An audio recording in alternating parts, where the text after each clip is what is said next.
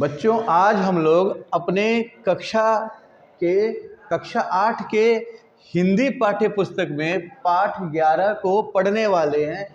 पाठ 11 में हमें सूरदास के पद को पढ़ना है, ठीक है ना। सूरदास कृष्ण के अनन्य भक्त थे और अपने इस पद में वो कृष्ण की बाल जिज्ञासा का वर्णन करते हैं। इस पद में हम लोग समझेंगे कि किस प्रकार भगवान कृष्ण जब छोटे हैं, बच्चे हैं, बाल रूप में हैं, तो वो अपनी माता से जिज्ञासा बस प्रश्न करते हैं कि उनकी चोटी कब बड़ी होगी।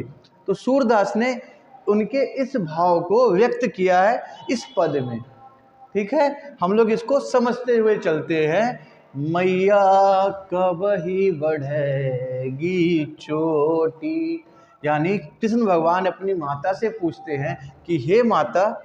कृष्ण भगवान की माता का नाम तो आप सबको पता है ना, यशोदा उनकी माता का नाम है। तो वो यशोदा मैया से पूछते हैं कि हे माता, ये मेरी चोटी कब बढ़ेगी। कितनी बार मोही दूध पियत भई, यह अजहू है छोटी, यानी मुझे कितनी बार दूध पीते हो गया, दूध कितनी बार मैंने पिया है, लेकिन यह अभी भी छोटी है। अजहू का मतलब अब, ठीक है। तो कितनी बार मोही दूध पियत भई, यह अजहू है छोटी, मैया कबहू बढ़ेगी चोटी। और उसके बाद हम देखते हैं कि कृष्ण भगवान अपनी माता से कहते हैं कि हे माता, तुम बार बार ये कहती हो कि मेरी भी चोटी बड़ी होगी, हम बलराम भैया की तरह। ब्रज भाषा की ये कविता है, ब्रज भाषा में है, तो वहाँ बड़े भाई को दाऊ भी कहा जाता है। तो कृष्ण भगवान के बड़े भाई कौन है? बलराम जी हैं। तो कृष्ण भगवान अपनी माता से कहते हैं, तू जो कहती बल की बेनी ज्यों, वही है लंबी मोटी। यहाँ पे बल का मतलब बलराम जी और बेनी का मतलब होता है चोटी। तो तू कहती है माता कि मेरी चोटी भी बलराम जी के जैसे बड़ी होगी, लंबी और मोटी होगी, ठीक है ना। तो यहाँ तक तो हम लोग समझ रहे हैं इसको। मैया कब ही बढ़ेगी चोटी, कितनी बार मोही दूध पियत भई, यह अजहू है छोटी, मैया कब ही बढ़ेगी चोटी।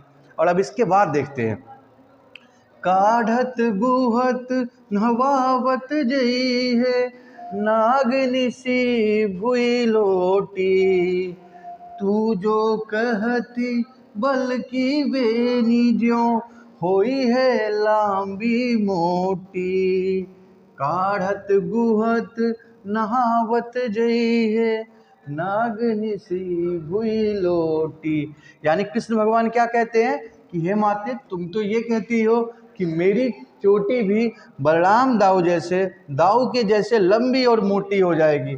तुम मेरे बालों में, काढ़ना का मतलब कंघी करना, गुहना का मतलब जो बालों की चोटी बनाते हैं, मोड़ते हैं।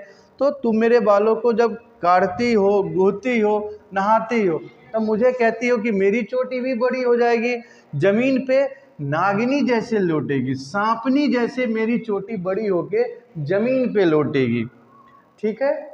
और उसके बाद हम देखते हैं अंतिम पंक्ति में, कांचो दूध पियावत पची पची, देती न माखन रोटी, सूर चिरजीवो दो भैया, हरिहल धर की जोटी, मैया कब ही बढ़ेगी चोटी।